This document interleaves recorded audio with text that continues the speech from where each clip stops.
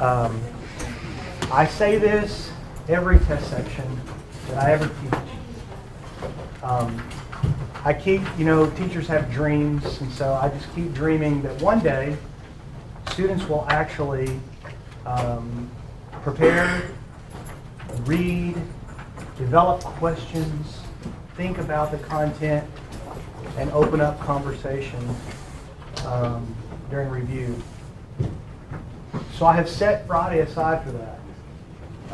There have been some of you who have come to me who said, well, I read this quiz question and I can't find the answer to that in my notes, and I need somebody to help with that. So I'm willing to do that, but the best person to answer your questions is me.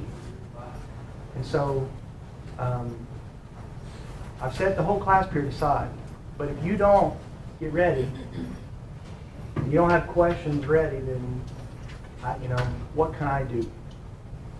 So Friday, there's a quiz up already. I have it done by this afternoon. There have been several quizzes. You missed questions on those quizzes? Why? That's all the preaching I got for today. All right. So the last few things to talk about for the skin. The first one is color. The major color-producing cell in the skin has its cell body in the stratum basale, in the basal layer of the epidermis. It is the melanocyte. And when I showed you the melanocyte on the first picture that we looked at, I pointed out the arms of the melanocyte extending up through the keratinocytes. And you can see that here, blown up in cartoon fashion. You can see the melanocyte arms here. And then they're going to be delivering that melanin to shade. Remember? It orients on the superficial side of the nucleus to shade the DNA, to protect it. Now, melanin is the number one color-producing component of skin. It is the number of melanocytes, their secretory patterns, and the degradation of the melanin, the rates of degradation that determine skin color, for the most part. So variations in melanocyte work really describe the different skin tones that we see in the human population. However, melanin is not the only thing that influences skin color. This molecule also influences skin color. This is a cartoon picture of hemoglobin. And hemoglobin is a protein. It's a large protein, and its job in the human body is to carry oxygen. So this is the protein that I use as an example. That's why I'm using it here. I use this as an example of a quaternary protein very early on in this class. Proteins have primary, secondary, tertiary, quaternary structure. A protein has quaternary structure. It consists of 4 separate tertiary subunits that collectively make a large protein, well over 400 amino acids, very complex in structure. This is the protein in the red blood cells that carries oxygen. And the heme groups are responsible for doing that. Each of the 4 tertiary protein subunits has a heme group, and each of them binds oxygen. The capacity for oxygen carrying and storage in the human body is beyond amazing. You have to use scientific notation to list how many oxygen molecules can be stored on the red blood cells. You can stop breathing for about 4 or 5 minutes, and your body doesn't even know it. There's so much oxygen stored in the red blood cells. So, the heme groups of this molecule that you can see here, like little caps for cap and gown things, are actually pigmented molecules. They have color. And if you bind oxygen to them, they have a particular appearance. If you don't bind oxygen to them, they have a particular appearance. And when you start breaking them down in the body, they take on different colors. So these heme groups, I think I have a picture of it. You don't have to memorize this, obviously, but this is what it looks like. You can see these nitrogen-containing ring structures around a central iron. So here's where the oxygen binds. And what happens whenever our bodies have red blood cells that are worn out or need to be broken down so they can be replaced, this thing unwraps. It folds out like this. And it forms a structure. I don't think I put it in. I didn't It forms a structure like this, and you take the iron off, and then other parts of the body are responsible for getting rid of this byproduct, if you will, at that point, of the red blood cell. Now, why would you be talking about all of that for color things? Well, here's why. I can say melanocyte, and you can think skin color.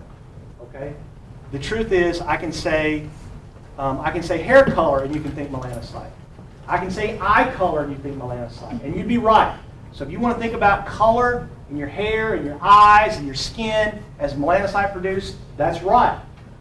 Okay, but if you look at me after I have been, exercising for a few minutes, my face doesn't look the same anymore. It looks red. There's a reason for that, because the body, as you know, is doing temperature regulation. It is shunting the blood to the periphery. My hands and my face get real red, and that's because there's more blood there. That color is coming from the heme groups, the oxygen bound to the heme groups. Now, you know this is true, because what happens if I stop breathing? Yeah, I turn a bluish looking color. We say we're cyanotic. Where is that color coming from? That skin color would be produced by this molecule without the oxygen on it. So if you go to the hospital and they want to take a sample of your arterial blood because they want to know what the arterial blood gas situation is, the ABGs, they're going to use a special little technique to palpate the radius and find the radial artery. And they're going to take a little vacuum tube with a needle on the end of it and stick it in that radial artery to get a sample of your blood. The person doing that will know immediately whether or not they struck the radial artery or the radial vein, which is very close by. Because the color of the blood is very different. The venous blood it almost looks black, it's so dark. So you know, did you hit the artery? You don't have to wonder. Immediately when you see the blood coming out, you know if you hit the artery. It has color. Well, what about if you go over to the neonatal unit at the hospital and you go into where all the new babies are and you start checking out some of the kids in there and you notice there's a couple of them over on the side underneath these blue lights and you look at their skin and it's yellow. They have a skin color that's yellow. Now, where is that color coming from? And the answer is hemoglobin. So whenever we are born, the fetal hemoglobin, HbF, has to go away because it has a different oxygen-carrying affinity than adult. It has to be replaced with HbA, adult hemoglobin. And so in that replacement, there is a massive loss of red blood cells upon birth. Most kids who are born have a yellow tint to their skin. It takes a little while to clear that. What are they clearing? And the answer is, they're clearing these guys, these heme groups, these color molecules. So yellow skin, red skin, blue skin, these skin tones can all be explained in terms of the heme groups on the hemoglobin molecule. So, as a last piece of that, before I leave it, there's one other place where you notice yellow skin, and that's in a condition where somebody has cirrhosis of the liver or hepatitis, where the liver enzymes are not properly destroying these heme groups. So in that case, once again, you end up with an excess amount of the breakdown products of heme group in circulation, and that'll turn your skin yellow. So skin tones, you can explain all variations of human skin tones with melanocytes. You can explain reds and blues and yellows with hemoglobin. In fact, this hemoglobin molecule can also be used, and will be, when we get to blood, to explain the color of feces and urine. So that breakdown product of hemoglobin is a very famous clinical molecule, and you should know its name. It's called bilirubin. Bilirubin is a breakdown of the heme groups of the red cells. So it has color. So an elevated bilirubin would oftentimes be seen with yellow skin. We call that jaundice. Okay, question?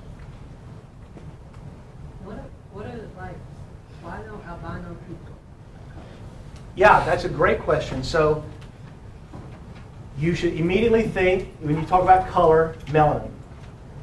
So in the production of melanin, you start with a molecule called tyrosine.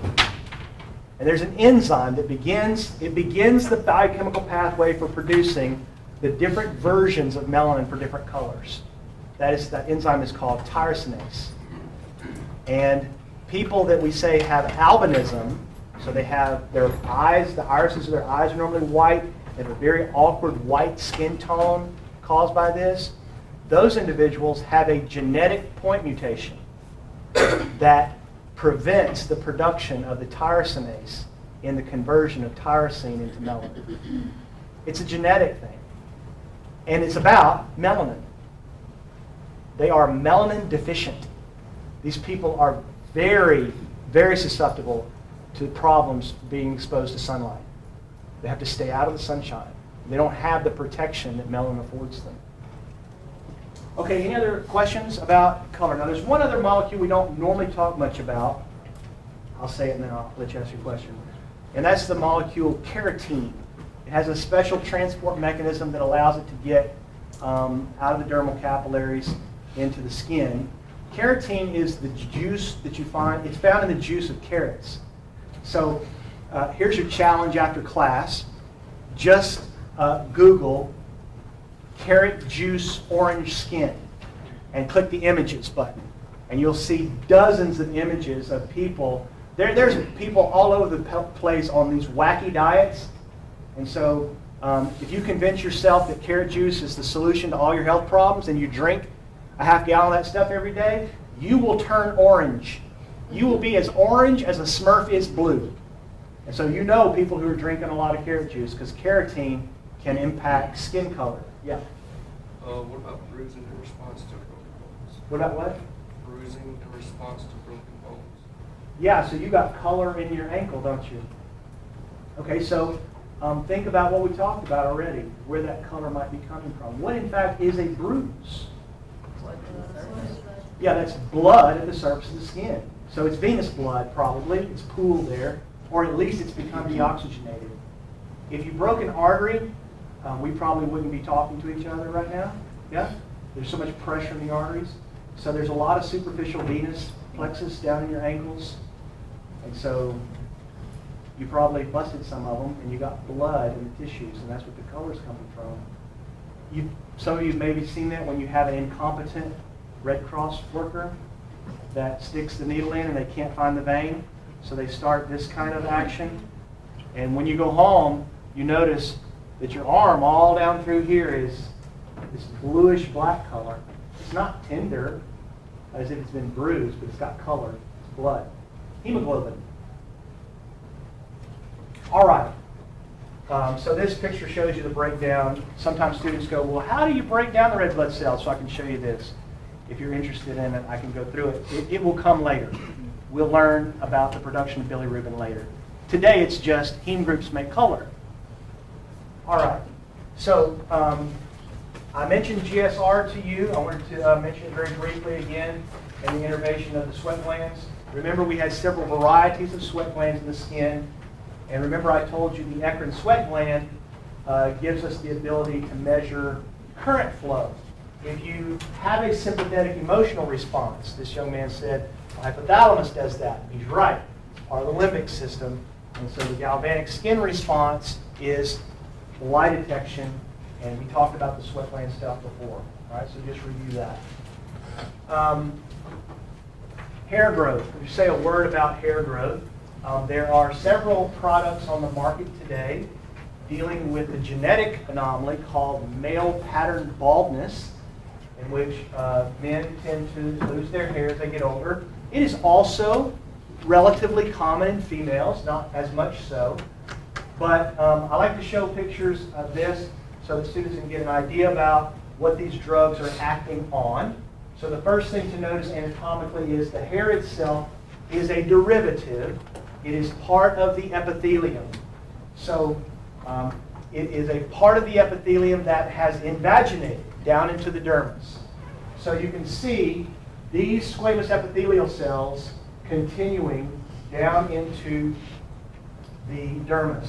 And you can also see down here around the papillae, the root bulb of the hair, these darker cells, those are melanocytes. And they are feeding color into the epithelial cells that become the visible hair that we see in the shaft that sticks out of the surface of the skin. Okay, so this is a hair, and I like to talk about the pattern baldness here by showing students the discovery of the first drug, minoxidil. The common name is Rogaine. It was used to treat male pattern baldness. Deals with this. So it was discovered by accident. Minoxidil is actually a blood pressure medicine. It's a vasodilator. And so sometimes after I say that, students will go, well, what about all these guys who are squirting this stuff all over their head? Is this having an impact on their blood pressure? And the answer is no, because there's no way to get enough of it to leak through your scalp into the dermal system to have any kind of major impact on blood pressure. That's why they let Walmart sell it, because it's really no threat whatsoever to human health. But it was discovered that people taking minoxidil for blood pressure reasons had their hair loss slowed down, and even in some cases, new hair growth as a result of it. And so guess what the pharmaceutical industry took from that? Right? This is big dollars. You can put it on the shelves, and guys will buy it. And so you can see why it would work here. Because the reason the hair dies is because of the constriction of the dermal capillaries around the hair bulb in the dermis. It is actually a vascularization problem. And that's what causes the hair to die. Now, we also know now, in addition to that, the intermediate versions of testosterone that contribute to the death and destruction here of the dermal vessels controlling the supply to the hair roots. So there's a whole new set of medications, these testosterone intermediate drugs that have impacts on hair loss. Those tend to be a little more powerful, but they also have unwanted side effects. So there are different ways to deal with male pattern baldness, the hormone way, the minoxidil way. I just mentioned this as a point of interest. I'm not going to ask you guys questions about minoxidil, but students are interested. Now, the other thing that I have mentioned to you, a couple other things are on this picture, and we'll just point them out by way of review. In addition to having eccrine and apocrine and ceruminous and mammary sweat glands, we also have sebaceous glands that we mentioned that are connected to the hair follicle. And you can see these sebaceous glands would have to, if they were making a product, that product would have to leave the skin this way. These guys are actually oil-producing glands. In the human body, we call it sebum, S-E-B-U-M. And we know that there are drugs now that are used, common drug, Accutane uses in acne medicine. All of the common medications that you find at the drugstore for acne deal with this issue. As a person goes through puberty, hormonal stimulation of the sebaceous gland causes the overproduction of sebum. And as the sebum flows out onto the surface of the skin here, it gets clogged up. There's too much of it. And so the first thing the acne specialist, dermatologist, tells the young person is, you're going to have to keep your face clean all the time. So they give you these facial scrubs and everything. And we all know, right? The problem with that is the only way to do that is to wash your face every 20 minutes. So it's very difficult to deal with. So there are now drugs that can be taken by mouth that help to dry up sebaceous glands as well. So what happens is they clog this pore with sebum, and right in this area here, right in the basal layer of the epidermis, there becomes a dark, wet, moist, warm location. And that's a spot where bacteria can grow. They love that kind of environment. And so acne is, in fact, the growth of bacteria. It's almost like a local infection. When I was a teenager, the first thing that the the doctor gave me for acne was an antibiotic, because this is a little localized infection here caused by bacterial growth. And that is acne, the sebaceous gland function. The other thing I'll point out before we leave it is the erector pili muscle. We briefly mentioned them before. These are smooth muscle fibers, these erector pili muscles. And you can see that they are connected to the dermis, normally up here around the papillary layer of the dermis. They're hooked in to the dense irregular collagenous fibers. And they're also hooked in down here at the base of the hair follicle. They are innervated by autonomics. We don't control them with our consciousness. When we have an emotional response, not only are we opening up eccrine sweat gland secretions, but oftentimes an emotional response can cause the contraction of the erector pili muscle. And when it contracts, it causes the hair to stand up. And when it does, if the hair shaft is not protruded through the epidermis, it'll cause a little bump on your skin. And that's called a goosebump. We call them goosebumps. But they're caused by the contraction of the erector pili muscles connected to the hair follicles. All right, so there's eccrine sweat gland here, and there's vascularization of hair, and there's hairs and epidermal derivative, and there's erector pili muscle to kind of tidy up the end of our skin stuff. All right. Now, yeah, so I talked about that. Good. Now, a couple things as we finish this up. Skin cancer and burns to finish up this skin stuff. So the first thing is, and these were mentioned very early on. I pointed them out so that I could say it again here. There are three major varieties of skin cancer: basal cell, squamous cell, and melanoma. All right. You've learned the layers of the epidermis, right? Can you do it? It's going to be on your exam. Stratum corneum, lucidum, granulosum, spinosum, basale. Good. So there are your layers of thick skin, your layers of epidermis as you're working your way in. Which layer of the epidermis would I find a basal cell carcinoma in? There you go. It's in the bottom layer. Exactly. Now, in terms of logic, you would think if there's a rapid mitotic, that's what the cancer is, a rapid mitotic division of a cell out of control, metastasizing, creating a tumor that will spread, you would think this would be a very dangerous place for it to be located. There's no vascularization in the epidermis. It's not going to spread through your body from the epidermis. Nothing there. But in the dermis, there's vascularization. There's lymphatics there. And so cancer cells can get into those vessels, and then they can move through the body as they metastasize. They can spread. So you would think a basal cell carcinoma would be very dangerous because it's right on the edge of the dermis. But that's not true. This is the least problematic skin cancer. Okay, I'm going to say some more words about it in just a sec. The second version, the squamous cell carcinoma, I think we've talked about this, right? A squamous cell carcinoma. This would be a cancer of what kind of cells? Squamous cells, right? Exactly. Okay.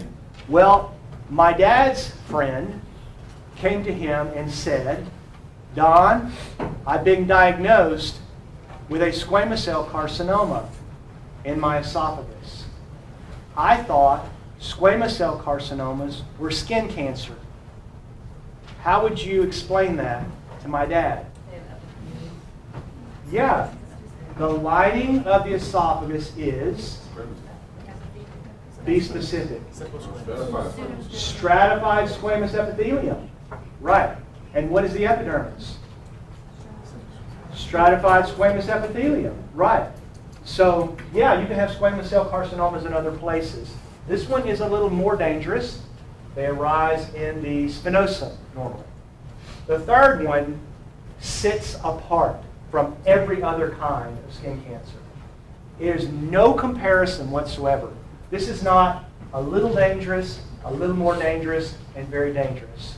This is a little dangerous, people don't die. A little more dangerous, take care of it, get it cut off.